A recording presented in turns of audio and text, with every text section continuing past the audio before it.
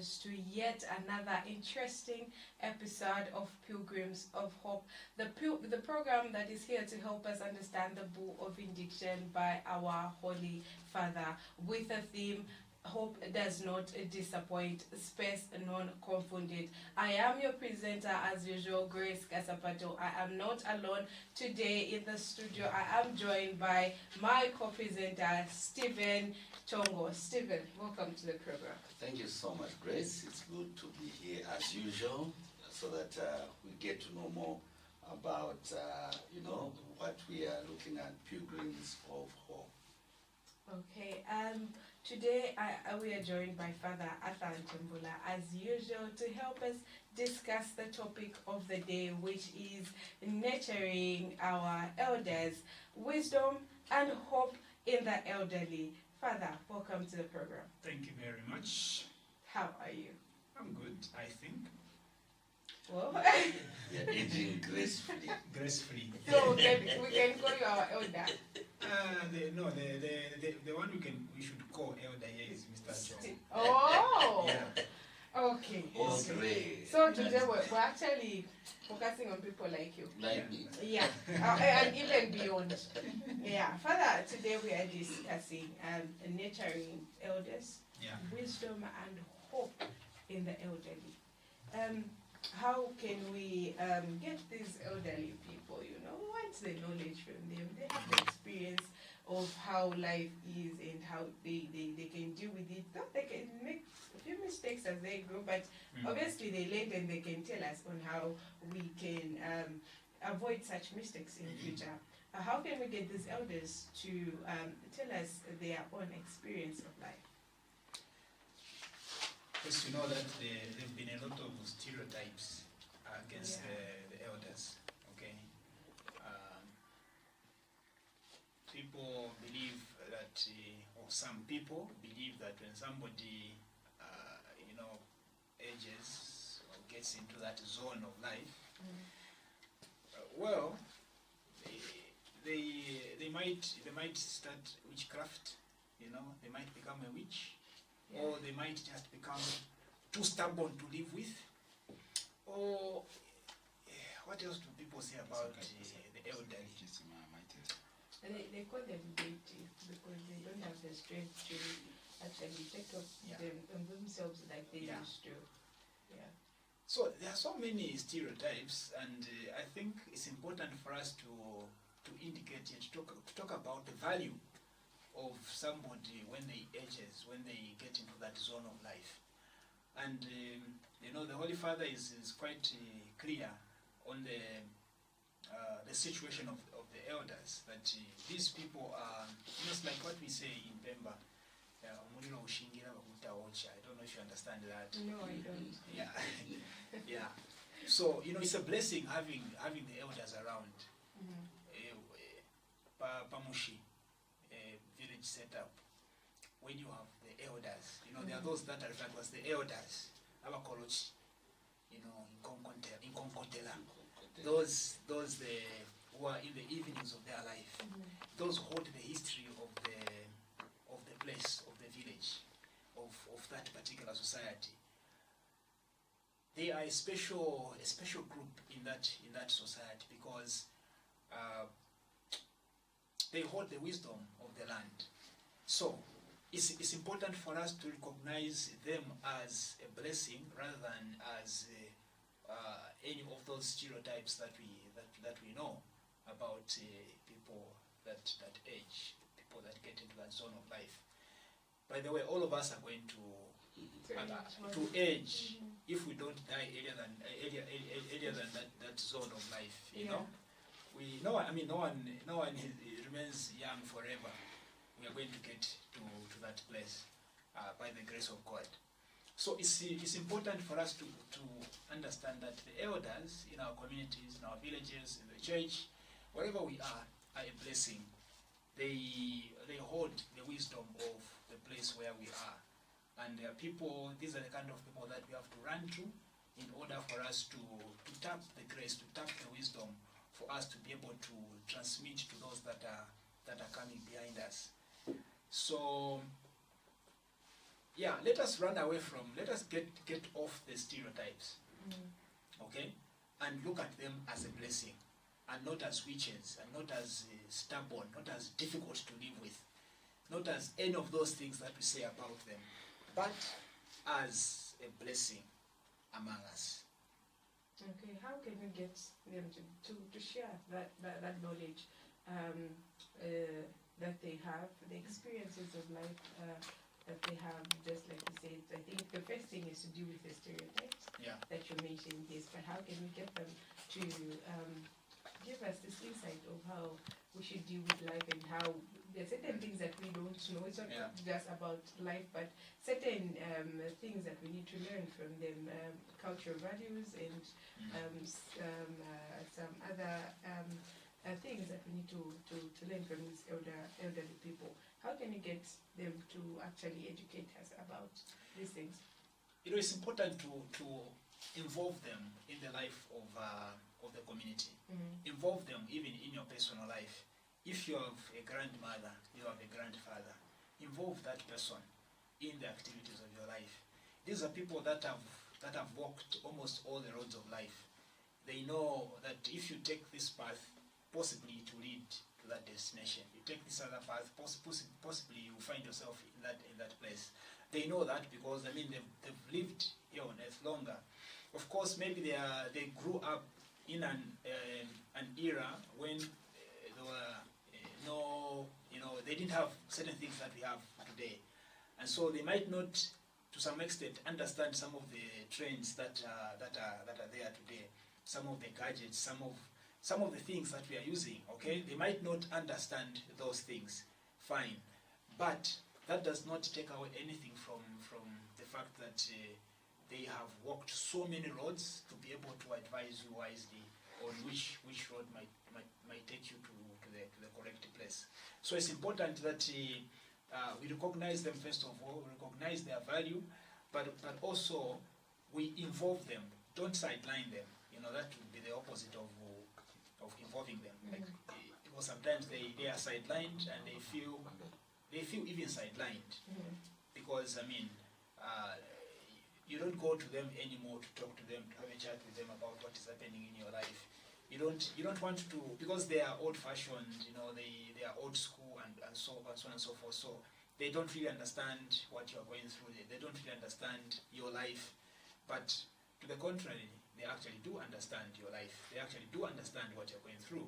They understand what is going on because they have this wisdom which comes with age. This wisdom that is not taught to you by a teacher. It's not taught by anybody sitting you down and say, hey, Grace, this is it's a kind of wisdom that is taught to you by life itself, because you have lived this life longer. So they say life is a teacher. You never graduate from this school. Exactly. So when you live this life longer, there's a certain type of wisdom that comes with it, which you, with all your technologies and all that, would not have. Exactly. So it's important that the elderly are not put on the peripheries of the community. Even within the church, it's important for us to recognize that we have them and we can tap their wisdom in order to sort out certain problems that the smartphone cannot solve. Exactly. Artificial intelligence cannot solve, and so on and so forth. So, Father, that reality of them, of course, not knowing certain things that we are experiencing now, or they lived in a certain era and we're in a different era.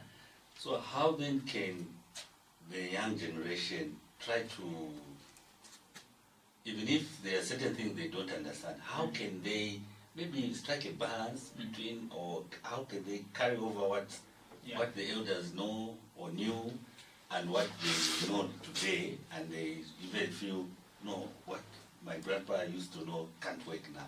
So how can you strike a balance to make sure that you carry on with what they have taught? You see, I think for me the issue is about bridging the gap between the elderly and the young. There's this gap which has been, I want to say, artificially created. It has been artificially created by modern trends. by modern technology, trying to think that what we have now is the thing, is the most valuable thing, is the more valuable thing than what was there before. So this gap between the modern and the yesteryears continues to widen. Yeah, and the elders in their wisdom cannot volunteer their wisdom, cannot force themselves on the modern trends unless they are invited, unless they are incorporated. So it's up to the modern generation to make efforts to get back to what was there before, to see if there is something, if there is anything. Definitely there is something that the modern generation can learn from what was there before. The elders, like we are saying, hold the wisdom of yesterday, but this wisdom is not an expired wisdom. It's not a kind of wisdom that only worked yesterday and cannot work today. It's a wisdom that can be carried over. But the elders are going to hold it to themselves. If you're not reaching out to them, if you don't involve them, if you don't invite them to come and say, okay, this is what is going on. How did you do things yourselves? You can talk about marriage issues. The way marriage issues are happening, the way marriage is taking place today is different from from yesteryears. It's totally different. Mm-hmm. Of course, this is also influenced by modernity in general, modernity, globalization and all that, or modern globalization. But there's something that we can learn from how things were done yesterday. Go to your parents, go to your grandmother, go to your grandfather. How did you people meet? How was your wedding organized? Okay, and there are these funny stories that they will tell you. You see, I never even met your grandmother. We never met. They have this, and when you listen to them, and they remember everything like it happened yesterday. Yeah. That is how impactful life has been on them. They remember everything. They will tell you like a story, and you are enjoying the way they are narrating everything. Today things are different. Okay, maybe no wonder they are saying now. People are saying that marriages of today are ending faster than the marriages of today. I don't know if that can be proven or not. It is proven. Okay, we are not talking about marriage. No, we're not. Yeah, that's just an example. But the point we're making is there's a type of wisdom that the elders have, which can work even in this modern generation. But if we don't reach out to them, if we don't incorporate them in the activities of our lives, then that gap will always be there. So it's up to the modern generation to begin to bridge that gap which exists between them or ourselves. We are part of the modern generation, by the way. Yeah, it's up to us to bridge that gap, to reach out to them and say, grandmother, grandfather, this is what is going on in my life. This is what is going on in our life as a family. This is what is going on around the society. How do you think we can go about this? They are going to share their wisdom. You might want to say, no, maybe this wisdom is archaic, it is outdated and all that. But no, wisdom is never outdated. Wisdom always updates itself. If I am 100 years old today, I'm going to share with you the wisdom of 90 years ago, and it will still be applicable today. Mm-hmm. Now, the problem that I see in the modern generation is that we trust so much in the modern trends such that we think this is where the solution lies. This is where we can get all the solutions to the problems that we go through. Mm-hmm. Not going to the grandfather or grandmother. I can't go to my parents and talk to them about this. They'll say no to this. Or they will misunderstand me. Yes. They will not understand my world. They will not understand what I'm going through. So that's why you see now people looking for solutions on social media. Online, yes. You go to an AI, you type, AI, tell me, how can I avoid upsetting my husband? Yes. All sorts of answers. Everything. AI knows everything. Yeah. AI. How can I? People are looking for solutions. AI. And you know, in the process, just widening that gap. Why can't we go back to our parents? Why can't we go back to that old man, old man in the compound and say, Mama, that person is going to share their wisdom with you. It might be archaic wisdom, it might be outdated wisdom according to the modern generation, but wisdom never expires. But Father, you find, just like Mr. Chongo said, how we can incorporate the elderly and this new modern world that we're living in a case where you're having marital disputes, and then you because we all say that we have rights. A man cannot lay his hands on me. What and what. But when I go to my grandmother, she'll tell me, you have to be silent when your husband is talking. And then when I look at what is going on now, people are saying, why only be kidnapped? But keep quiet as a woman in your home. How can we incorporate such? You know, these are the things that are really, really making that bridge between the elderly and us, the modern people. You know, sometimes you have to listen to what your grandmother or what your grandfather is not directly telling you. Okay? Because that is where the wisdom lies. If your grandmother says, keep quiet when your husband is saying, is talking, listen to what she is not saying directly. There's a type of wisdom that that person is trying to communicate to you. Keeping quiet. Okay? It's all about submission. It's all about allowing dialogue to take place. Not where this one is talking, the other one is talking. There's no dialogue. There's just what? Yeah. So anyway, without going into specifics, I think it's important to understand that there's a way that elders communicate their wisdom. And if you're not wise enough to read what they are not saying directly, then you miss the point. You'll be like, when was that quiet? Yeah, quiet. Because you have missed the whole point. I know my rights. I know my rights, exactly. So, with that kind of reaction, then we understand you have missed the whole point. So, there's this wisdom that elders have. It comes with experience. It comes with life. It comes with a long life. You get the point? Yeah. I want to take you back further to that stereotype you mentioned of being seen as witches and all that. Is it because when you're growing old you become less beautiful, handsome, then you start looking like a witch? The witches have a specific look, because me, I always ask myself this question, because certain people, just like Mr. Steven said, they will say, but you know. When they grow old, more especially those that are in rural areas, you find that even their eyes turn a little bit grayish because of the smoke where they stay versus this uncool, you know.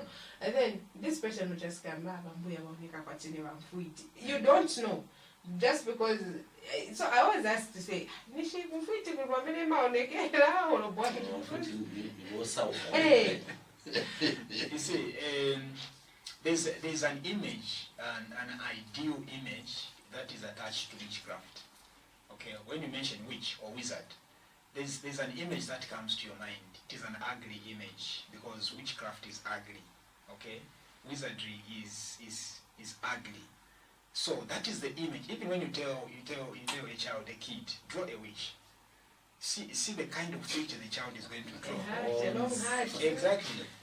The broom. Because we associate ugliness with that kind of a thing, which is okay. I mean, witchcraft is ugly, not so. Yes, it is. Yeah. If one is a wizard, then they have embraced ugliness. Yeah. So that is where it is coming from. So similarly, when you now get into society and we look at the elders that we have, many people want to associate witchcraft. You know, these are stereotypes with elderliness or with Bambuya or Bashikulu. They want I mean, whether you like it or not, when you get old, you lose your beauty, you lose your handsomeness. No one remains beautiful. Handsome.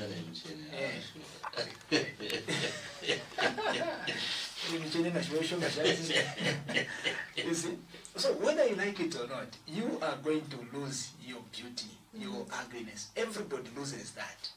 So now when we look at that, and we already have an image that we associate with witchcraft, we already make connections with it. Bang! Abamai ni mfuiti. Onani mwamene waonekera. Abamdala ni mfuiti. Onani mwamene waonekera. Yeah.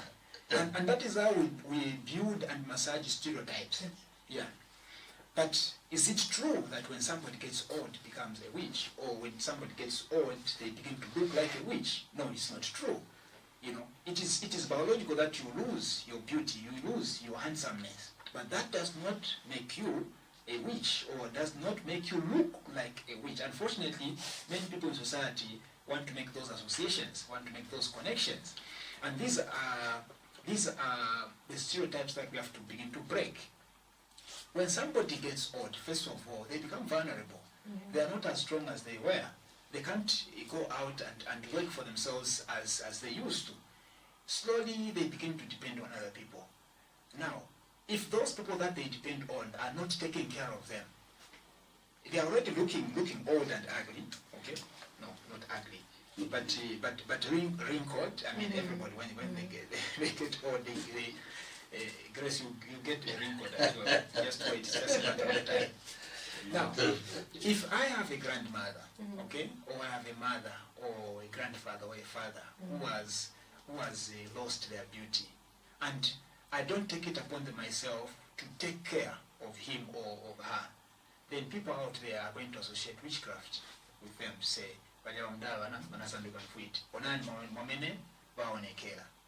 that's why we need to start changing this story by taking care, deliberately, literally taking care of the elderly, because they become vulnerable.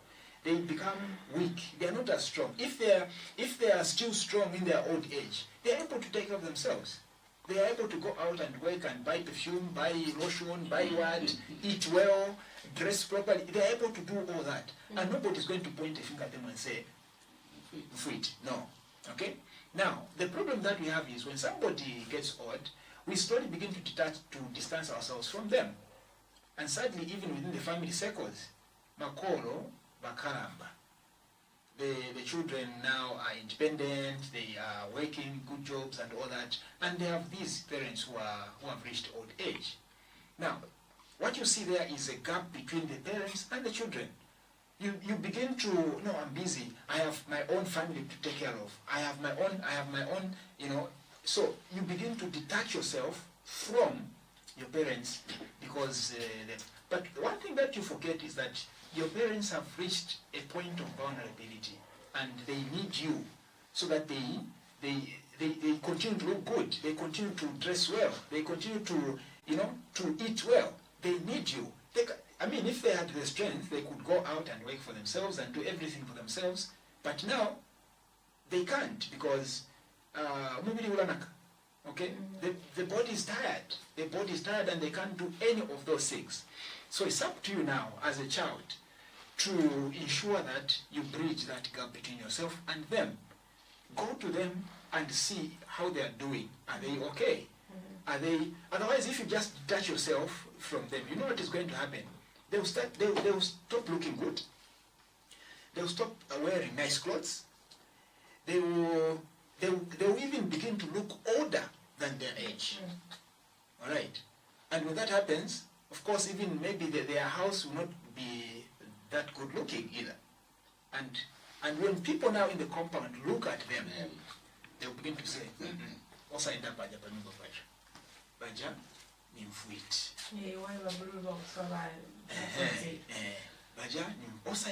They will begin to tell their children, "What were you doing with that man?" Because now, society already has an image of how a witch is supposed to look like. So it's a stereotype. I mean, they are also beautiful witches, by the way. They're handsome witches out there.